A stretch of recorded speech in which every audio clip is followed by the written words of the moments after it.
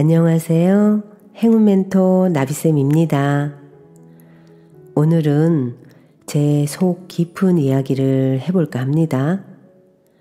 저는 어딜 가나 신을 받아야지 산다, 신가물이다, 줄이 센 집안이라는 이야기를 들으며 살았습니다.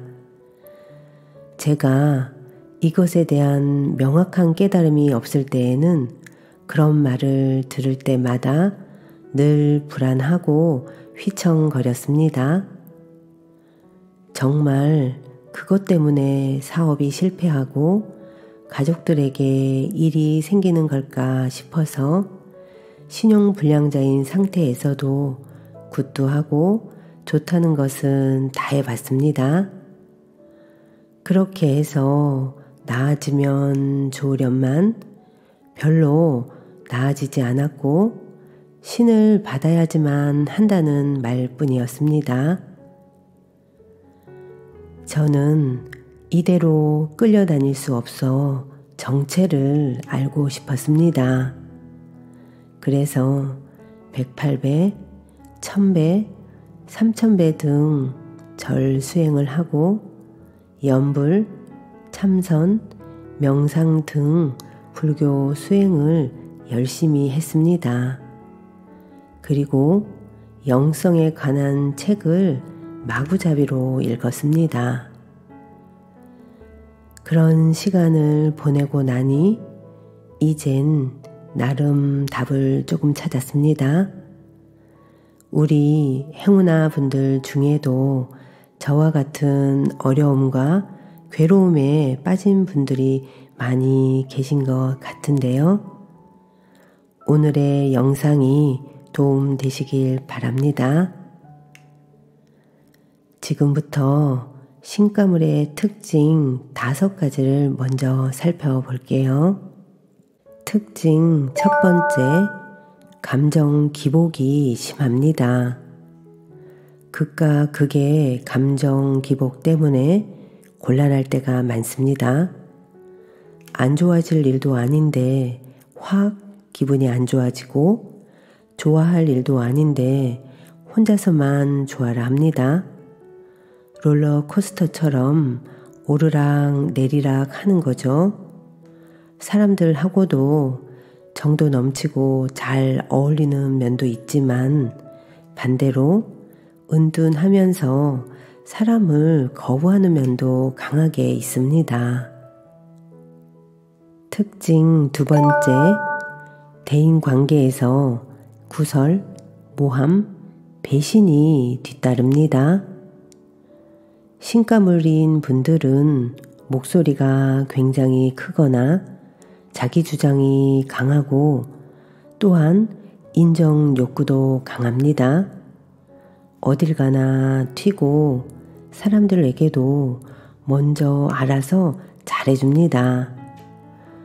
나는 잘해준다고 하는데 결국은 구설, 모함, 배신으로 이어져 상처를 많이 받게 되고 사람들을 믿지 못하게 됩니다. 그러나 그것은 다른 사람들의 문제를 해결하고픈 전사와도 같은 기질이 내 안에 있기 때문에 그렇습니다. 특징 세 번째, 금전이 잘 모이지 않습니다. 열심히 살기는 하는데 금전 모으기가 어렵습니다. 진짜 한시도 쉬지 않고 열심히 했는데도 남는 건 빚, 독촉, 텅 빈 통장 잔고인 경우가 많습니다. 경제적 압박이 가장 숨막히고 견디기가 어렵습니다. 저 또한 오랜 시간 겪어봤기 때문에 너무 잘 압니다. 그런데 우리는 충동적이고 감성적이며 막연한 이상 속에서 살아갈 때가 너무 많습니다. 한마디로 강자만이 살아남는 정글의 법칙인 현실에서 적응이 어렵습니다. 논리적, 이성적, 합리적 판단이 약해서 무엇이 중요한지를 따지지 못하기 때문에 손해를 보고 희생양이 되는 경우가 많습니다. 네 번째 특징, 한 가지 일을 끝까지 못하는 경우가 많습니다. 성격도 좋고 다재다능하여 할 줄 아는 것은 많은데 이상하게 사건에 휘말리거나 사람들과 갈등이 생겨서 견뎌내지 못하고 자꾸 하던 일을 바꾸는 경우가 있습니다. 저도 운명 상담업을 하기 전까지는 직업을 20번이나 바꿨습니다. 왜 그런가 하니 우리는 충동적 변화에 민감한 사람이기 때문에 틀에 갇혀서 일을 꾸준히 하는 것이 어렵습니다.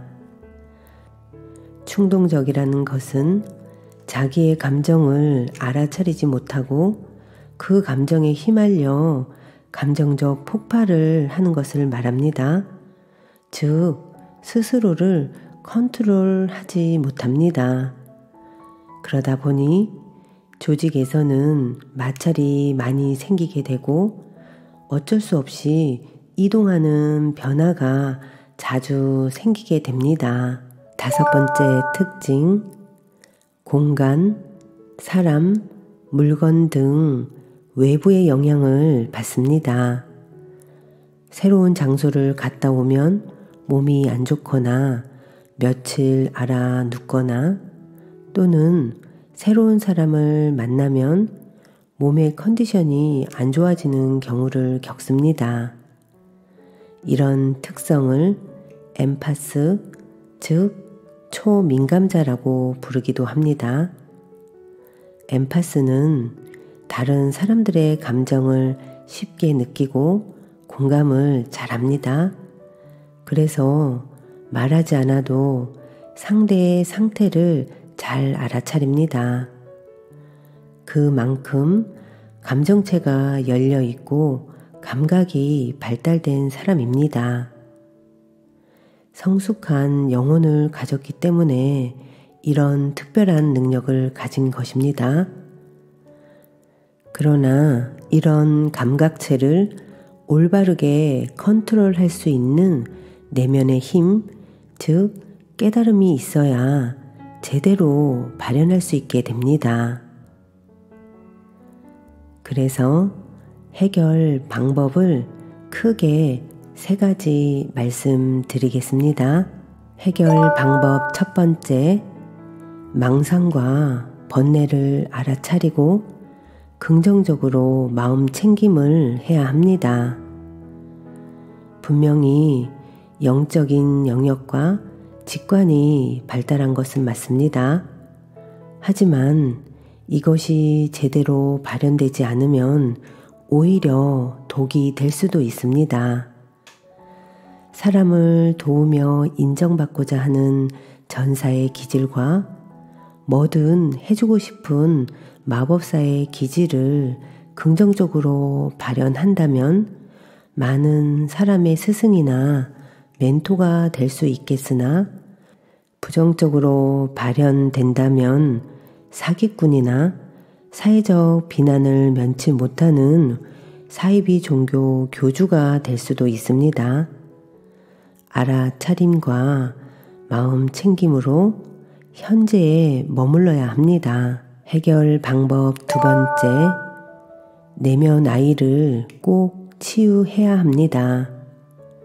내면 아이란 어린 시절의 환경이나 경험이 정서적으로 영향을 받아서 잠재되어 있는 기억을 말합니다.